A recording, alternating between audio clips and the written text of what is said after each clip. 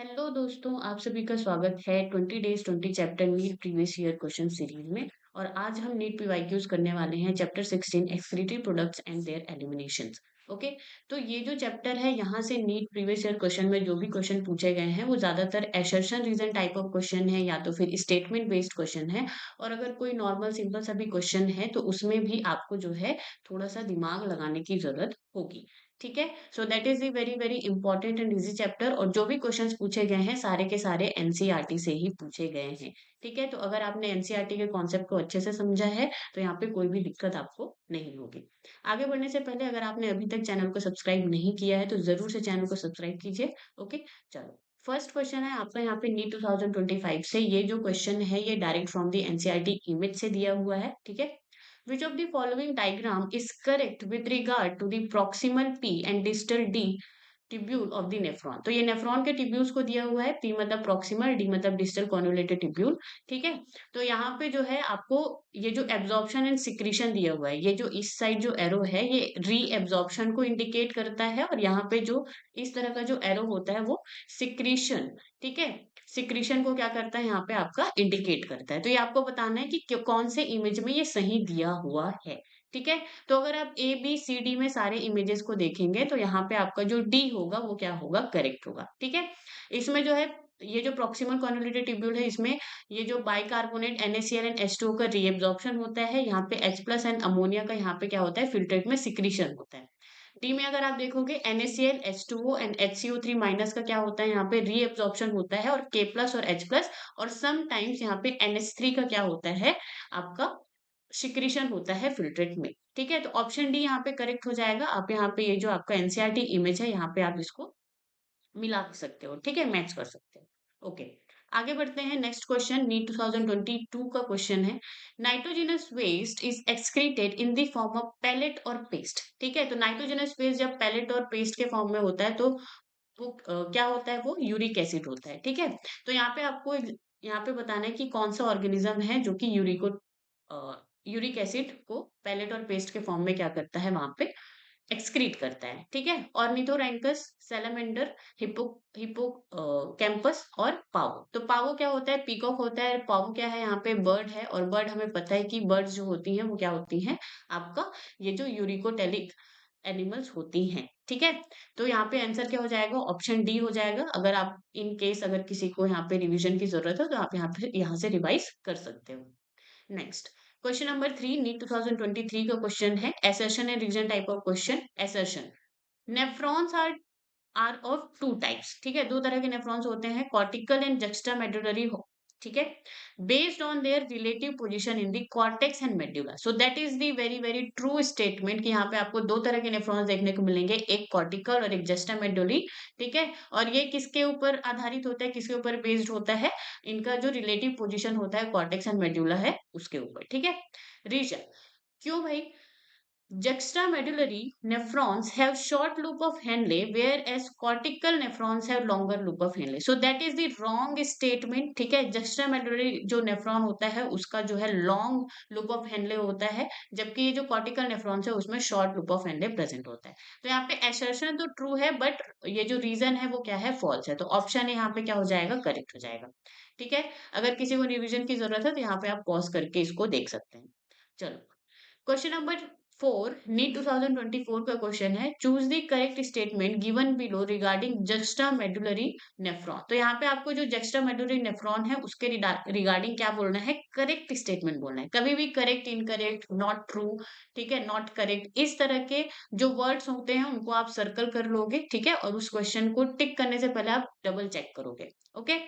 Now, juxtamedullary nephrons are located in the columns of Bertini. No, that is wrong statement. Renal corpuscle of juxtamedullary nephrons lies in the outer portion of the renal medulla. तो देखो जो renal corpuscle वाली जो चीज है ना वो सारे के सारे कहाँ पे प्रेजेंट होते हैं, आपके जो कॉर्टिकल रीजन है वहां पे ही प्रेजेंट होते हैं। तो ये तो क्या है, ये तो क्या हो गया आपका रॉन्ग स्टेटमेंट हो गया। Loop of Henley of juxta medullary nephron runs deep into the medulla. Yes, that is the true statement. जो लूप ऑफ हेनले हेनले होता है जस्टा मेडुलरी का, वो जो मेडुला होता है उसमें डीपली क्या होता है, यहाँ पे इस तरह से रन करता है। ओके, तो ये सी क्या हो जाएगा आपका, करेक्ट हो जाएगा। Juxtamedullary nephrons outnumber the cortical nephrons. तो देखो जस्ट्रा मेडुलरी नेफ्रॉन्स जो होते हैं उनका लूप ऑफ हेनले तो लॉन्ग होता है, लेकिन अगर आप नंबर में देखोगे तो ये क्या होते हैं, कम होते हैं, और कॉर्टिकल नेफ्रॉन्स जो है ज्यादा होते हैं। जैसे कि आप यहाँ पे देख सकते हो, cortical nephrons majority of nephrons होते हैं, ठीक है। लूप ऑफ हेनले जो है शॉर्ट होगा। जस्ट्रा मेडुलरी नेफ्रॉन्स जो है बहुत ही कम प्रेजेंट होते हैं, और ये runs deep into the medulla. Okay, चलो आगे बढ़ते हैं। Next question, question number 5, NEET 2024 का क्वेश्चन है, again statement based question. In the nephron the descending limb of loop of Henle is impermeable to water and permeable to electrolytes. Okay, तो यहाँ पे ये जो स्टेटमेंट है ये डिसेंडिंग लूप ऑफ हेनले के बारे में दिया हुआ है। तो डिसेंडिंग लूप ऑफ हेनले जो है परमिएबल टू वाटर होता है और इम्परमिएबल टू इलेक्ट्रोलाइट्स। यहाँ पे क्या लिखा है भैया, आपका इम्परमिएबल टू वाटर लिखा हुआ है डिसेंडिंग लिम्ब जो है, और परमिएबल टू इलेक्ट्रोलाइट्स। तो ये क्या हो जाएगा आपका, रॉन्ग स्टेटमेंट हो जाएगा, ठीक है, this is the wrong statement. Statement number 2, the proximal convoluted tubules it lined by simple columnar brush border epithelium and increases the surface area for reabsorption।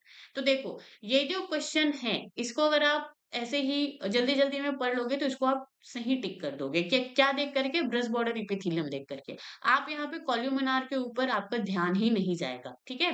तो ये भी क्या है, एक रॉन्ग स्टेटमेंट है, क्योंकि यहाँ पे कॉल्यूमिनार नहीं, क्यूबॉइडल आपका क्या होता है, ब्रश बॉर्डर इपिथेलियम प्रेजेंट होता है पीसीटी में, ठीक है। तो ये भी क्या हो जाएगा आपका, रॉन्ग स्टेटमेंट हो जाएगा। अगर किसी को रिवाइज करना है तो आप यहाँ से कर सकते हो। ओके, ये देखो simple cuboidal brush border epithelium यहाँ पे प्रेजेंट होगा। Okay, so both statement 1 and 2 are true, तो ये तो रॉन्ग हो गया। Both statement 1 and 2 are false, yes that is the true option, ठीक है, option number B. Next question, okay, question number 6, Manipur NEET 2023 का क्वेश्चन है, again assertion and reason type of question. ascending loop of Henle is impermeable to water and allows transport of electrolytes actively or passively, yes that is a true statement। जो ascending loop of Henle होता है, ठीक है, ये तो ये वाला जो loop of Henle है ये क्या होता है, वाटर के लिए impermeable होता है, वाटर को आने जाने नहीं देता है, और जो इलेक्ट्रोलाइट्स होते हैं वहां पे एक्टिवली या तो एनर्जी वहां पे लगा करके या फिर passively without expanding any energy यहाँ पे क्या होगा, वो इलेक्ट्रोलाइट्स को ट्रांसपोर्ट करता है। तो that is the true statement. Reason, dilution of filtrate takes place due to the efflux of electrolytes in the medullary fluid। Okay, तो यहाँ पे जो डाइल्यूशन होता है, ठीक है, ये जो ट्यूब होता है उसके अंदर तो फिल्ट्रेट प्रेजेंट होता है। अब देखो यहाँ पे पानी का आना जाना मना है, लेकिन NaCl जो है यहाँ पे क्या होता है, ट्रांसपोर्ट होता है। तो यहाँ पे NaCl को क्या किया जाता है, फिल्ट्रेट से बाहर निकाला जाता है। NaCl को क्या किया जाता है, आपके फिल्ट्रेट से बाहर निकाला जाता है, इसीलिए यहाँ पे इफ्लक्स यूज हुआ है, ठीक है। तो यहाँ पे efflux of electrolytes into the medullary fluid, तो यहाँ पे पूरा क्या प्रेजेंट होता है आपका, मेडुलरी फ्लूइड होता है। तो यहाँ से जब NaCl निकलेगा, अब अगर यहाँ से NaCl निकल रहा है, सॉल्ट यहाँ से निकल रहा है, तो यहाँ पे अंदर जो भी चीजें बचेंगी वो क्या होंगी, डाइल्यूट होंगी, ठीक है। तो यहाँ पे फिल्ट्रेट क्या होगा भाई, आपका डाइल्यूट होगा, ठीक है। तो इसीलिए यहाँ पे लिखा हुआ है dilution of filtrate takes place due to the efflux of electrolytes in the medullary fluid. So that is the true statement. ये जो रीजन है, ये इसका करेक्ट एक्सप्लेनेशन कैसे है मैं आपको बताती हूँ। देखो असेंडिंग लूप ऑफ हेनले जो है वाटर से क्या है, वाटर को आने जाने नहीं देता, लेकिन इलेक्ट्रोलाइट्स को ट्रांसपोर्ट करता है, ठीक है। और इसी वजह से यहाँ पे जो है क्या होगा, जो डाइल्यूशन ऑफ फिल्ट्रेट है वो इसी वजह से जो फिल्ट्रेट है वो डाइल्यूट होगा, क्यों, क्योंकि यहाँ पे NaCl जो है यहाँ पे बाहर निकल जाएगा, ठीक है। तो यहाँ पे एसेशन है, रीजन तो ट्रू है, और रीजन जो है करेक्ट एक्सप्लेनेशन है ए का। तो ऑप्शन सी यहाँ पे क्या हो जाएगा, करेक्ट हो जाएगा, ठीक है। अगेन अगर आप लोग यहाँ पे ये जो उस क्वेश्चन का एक्सप्लेनेशन आपको यहाँ पे मिल जाएगा, ठीक है, पॉज करके आप इसको पढ़ सकते हो। Next question, again statement based question है, question number 7, re exam 2024। Statement 1, concentrated urine is form due to the counter current mechanism in nephron. So that is the very easy statement, ठीक है, that is the true statement. Counter current mechanism की वजह से ही concentrated urine जो है बनता है body में। Okay, statement 2, counter current mechanism help to maintain osmotic gradient in the medullary interstitium. तो जो मेडुलरी इंटरस्टिशियम मैकेनिज्म होता है वहां पे यही जो काउंटर करंट मैकेनिज्म है वो ऑस्मोटिक ग्रेडियंट को मेंटेन करके रखता है। ठीक है, रिमेंबर हमने जो 300 ऑस्मोलैरिटी से पूरा हम कितने आई गेस 1200 ऑस्मोलैरिटी तक गए थे। ठीक है, तो ये जो ऑस्मोलैरिटी है वो किसकी वजह से होती है, किसकी वजह से मेंटेन होती है, काउंटर करंट मैकेनिज्म की वजह से। तो दोनों स्टेटमेंट यहाँ पे क्या है आपका ट्रू है। ठीक है, तो statement one okay, so both statement one and statement two are correct, तो ऑप्शन सी यहाँ पे क्या हो जाएगा, करेक्ट हो जाएगा। Next, re exam 2024, diuresis is prevented by. तो देखो डाययूरेसिस क्या होता है, जब यूरिन में आपका जो है एक्सेस अमाउंट में, ठीक है, एक्सेस अमाउंट में आपका वाटर लॉस होता है तो उसको हम क्या कहते हैं, डाययूरेसिस कंडीशन कहते हैं। ठीक है, अब बहुत ज्यादा वाटर जो है लॉस हो रहा है बॉडी से तो वो तो अच्छी बात है नहीं, तो डाययूरेसिस अच्छी नहीं है। ठीक है, तो डाययूरेसिस से प्रिवेंट, ठीक है, तो प्रिवेंट कैसे करता है body, option A, renin from GG cell juxtaglomerular cells via switching of the osmoreceptor, so that is the wrong statement। ठीक है, तो रेनिन जो है जीजी सेल से यहाँ पे रिलीज होगा लेकिन वो ऑस्मोरिसेप्टर को ऑफ नहीं करेगा। ठीक है, वो बंद नहीं करेगा, तो ये क्या हो जाएगा आपका रॉन्ग स्टेटमेंट हो जाएगा। ANF from the atria of the heart, तो यहाँ पे जो एएनएफ है वो हार्ट से रिलीज तो होता है बट वो डायूरेसिस को प्रिवेंट नहीं करता, ये क्या करता है आपका वेसो डायलेशन का काम करता है। जो भी आपके ब्लड वेसल्स होती हैं उनको जो है डायलेट करने, इनका जो डायमीटर है उसको बढ़ाने का काम करती है। ठीक है, तो ये तो क्या हो जाएगा, रॉन्ग हो जाएगा। एल्डोस्टेरोन फ्रॉम एड्रिनल मेडुला, तो यहाँ पे जो है ऑप्शन सी भी यहाँ पे जो है रॉन्ग होगा। Vasopressin from neuro hypophysis, yes that is the true statement, D यहाँ पे करेक्ट होगा। वेसोप्रोसिन यानी कि एंटी डायरेटिक हार्मोन आपका न्यूरो हाइपोफाइसिस यानी पिट्यूटरी ग्लैंड से रिलीज होता है। ठीक है, और फिर वहां पे ये जो वेसोप्रोसिन है वो डायूरेसिस को प्रिवेंट करता है। वो कैसे करता है अगर आपको जानना है तो आप यहाँ पे इस मैकेनिज्म को वीडियो को पॉज करके पढ़ सकते हो। ठीक है, तो यहाँ पे एंटी डायरेटिक हार्मोन जो है न्यूरोहाइपोफाइसिस यानी पोस्टीरियर पिट्यूटरी से रिलीज होता है, और यहाँ पे जो है डीसीटी में वाटर के की परमेबिलिटी को इंक्रीज करता है। ठीक है, रीअब्जॉर्प्शन को इंक्रीज करता है और डायूरेसिस को प्रिवेंट करता है। ओके, चलो next question, Manipur NEET 2023 question number 9, arrange the events of renin angiotensin mechanism in correct sequence। okay, so that is the very important mechanism in the body। okay, तो यहाँ पे जो रेनिन एंजियोटेंसिन मैकेनिज्म है, अगर आपको ये पता हो कि ये शुरू कहाँ से होता है तो ये क्वेश्चन आपसे बन जाएगा। ठीक है, तो सबसे पहले शुरू होता है जैसे ही ग्लोमेरुलर फिल्ट्रेशन रेट होता है, जीएफआर होता है, उसमें जैसे ही गिरावट आती है, बॉडी को लगता है कि अरे यार जीएफआर जो है कम हो रहा है, वैसे ही ये जो रेनिन एंजियोटेंसिन मैकेनिज्म होता है वो एक्टिवेट हो जाता है। तो आपको सबसे पहले ये जो जीएफआर जो है फॉल होता है उसी को ही खोजना है इसमें। तो देखो, activation of GG cells and release of renin नहीं, angiotensin two activates release of aldosterone, तो ये तो पहले नहीं आएगा। Fall in glomerular blood pressure, okay, तो जीएफआर यहाँ पे डिक्रीज हो रहा है, इसका मतलब ग्लोमेरुलर ब्लड प्रेशर क्या हो रहा है, यहाँ पे डिक्रीज हो रहा है, तो सबसे पहले आपका आएगा सी। अब आप देख लो इसमें से सबसे पहले सी कौन से ऑप्शन में, तो सिर्फ ए में सी है, बाकी में ए बी, तो बाकी आपको आप यहाँ पे क्या कर दोगे, हटा दो। ठीक है, अगर यहाँ पे ग्लोमेरुलर ब्लड प्रेशर जो है डिक्रीज हो रहा है, इसका मतलब जो भी फिल्ट्रेशन होगा, ग्लोमेरुलर फिल्ट्रेशन रेट जो है वो भी क्या होगा, डिक्रीज होगा। ठीक है, अब जब ये इस तरह से डिक्रीज होता है तब फिर यहाँ पे ये क्या होता है, एक्टिवेशन ऑफ जीजी सेल्स, जो एक्स्ट्रा जो सेल्स होती हैं वो एक्टिवेट होती हैं और रेनिन को क्या करती हैं, रिलीज करती हैं, तो उसके बाद तो ए आ जाएगा। फिर उसके बाद होता है क्या आपका, angiotensinogen is converted into angiotensin 1 and then to angiotensin second. ठीक है, फिर उसके बाद क्या होता है आपका, angiotensin second activates release of aldosterone, तो एल्डोस्टेरोन हार्मोन्स के रिलीज को एक्टिवेट करता है, तो बी आ जाएगा। फिर उसके बाद ये जो एल्डोस्टेरोन होता है वो रीअब्जॉर्प्शन ऑफ NaCl, ये NaCl है, and water from the distal convoluted tubule. ठीक है, तो वहां पे रीअब्जॉर्प्शन को बढ़ा देगा, फिर उसके बाद क्या हो जाएगा, यहाँ पे आपका जो भी डायूरेसिस की कंडीशन है या जो भी जीएफआर जो यहाँ पे फॉल आउट हो गया है वो फिर से जो है नॉर्मल कंडीशन में आ जाएगा।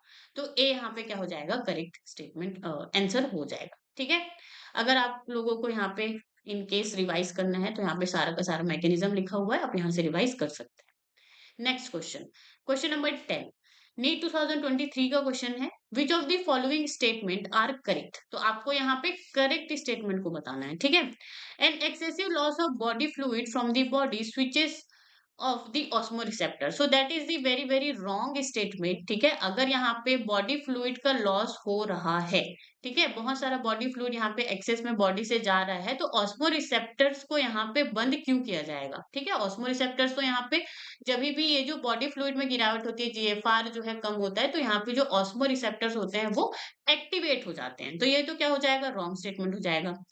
एडीएच, एडीएच यानी कि एंटी डाययूरेटिक हार्मोन, ठीक है, facilitates water reabsorption to prevent diuresis।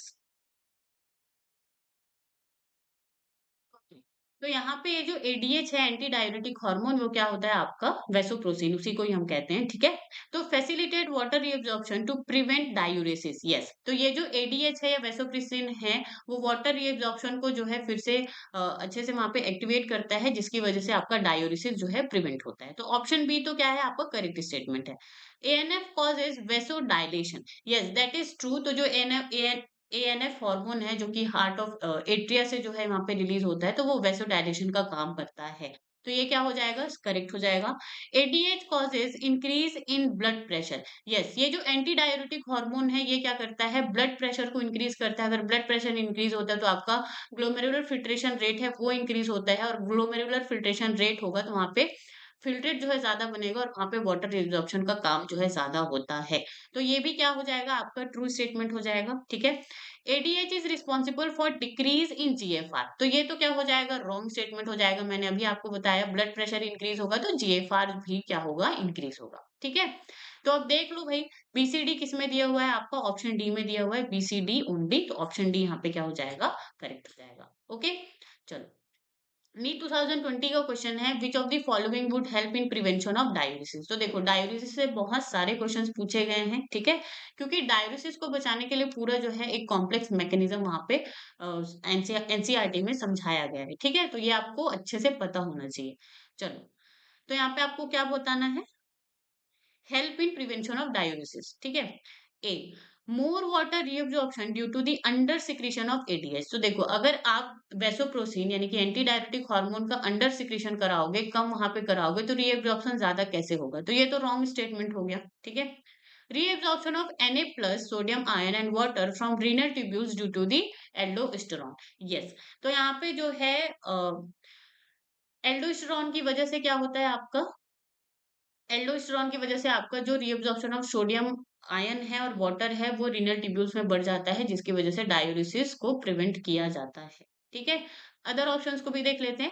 Atrial नेट्रियूरेटिक factor, यानी कि वही जो एएनएफ के बारे में हम बात कर रहे थे, causes vasoconstriction. No, that is the wrong statement. तो ये जो एएनएफ होता है, तो देखो, यहाँ पे जो एंटी डायरेटिक हार्मोन की वजह से वो जो एंजियोटेंसिन जो मैकेनिज्म हमने पढ़ा, रेनिन मैकेनिज्म जो हमने पढ़ा, तो उसमें जो है क्या होता है? जनरली वॉसो कॉन्स्ट्रिक्शन का काम होता है। जो भी ब्लड वेसल होता है उसको कॉन्स्ट्रिक्ट कर दिया जाता है, जिसकी वजह से आपका जो ब्लड प्रेशर है वो इंक्रीज हो जाता है, जिसकी वजह से जेएफआर जो है इंक्रीज होता है। ठीक है, और जिसकी वजह से आपका जो भी एक्सेस जो वाटर लॉस हो रहा होता है बॉडी में, वो नॉर्मल कंडीशन में आ जाता है। ठीक है, तो आफ्टर दैट, ठीक है, जब लगता है कि बॉडी में जो भी एक्सेस वाटर जा रहा था वो अब नॉर्मल आ चुका है, तब फिर ये हमारी जो बॉडी है वो हार्ट से क्या करती है? एएनएफ रिलीज करती है, और एएनएफ रिलीज करके यहाँ पे जो ब्लड वेसल्स में जो यहाँ पे कॉन्स्ट्रिक्शन आया हुआ था उसको डायलेट करती है, और डायलेट करने के बाद ये जो जो भी ब्लड प्रेशर जो इंक्रीज हुआ होता है उसको यहाँ पे क्या किया जाता है? कम किया जाता है। ठीक है, तो एएनएफ का काम होता है वैसो डायलेशन का, ब्लड वेसल्स को डायलेट करने का, ताकि वहां पे ब्लड प्रेशर जो है उसको डिक्रीज किया जा सके, उसको नॉर्मल किया जा सके। तो ये सी जो है क्या हो जाएगा? आपका रॉन्ग स्टेटमेंट हो जाएगा। ठीक है, decrease in secretion of renin by JG cells. तो यहाँ पे जो जीजी सेल्स है, तो ये जो रेनिन एंजियोटेंसिन मैकेनिज्म है, तो वहां पे अगर आपको डायूरिसिस को प्रिवेंट करना है, एक्सेस वाटर वाटर लॉस को प्रिवेंट करना है, तो फिर यहाँ पे आपका जो है रेनिन का सिक्रीशन ज्यादा होगा, ना कि डिक्रीज में होगा। ठीक है, तो ऑप्शन डी भी यहाँ पे क्या हो जाएगा? रॉन्ग। तो ऑप्शन बी यहाँ पे आपका क्या हो जाएगा? करेक्ट स्टेटमेंट हो जाएगा। यहाँ तक बात समझ में आई? ओके। सो अगर आपको किसी भी क्वेश्चन में डाउट हो तो आप मुझे कमेंट सेक्शन में बता सकते हो, मैं जरूर से रिस्पॉन्ड करूंगी। Okay, and thank you so much guys for the watching. अगर आपको वीडियो अच्छी लगी हो तो like, comment, share and subscribe the channel. Stay tune on get science Sarla YouTube channel.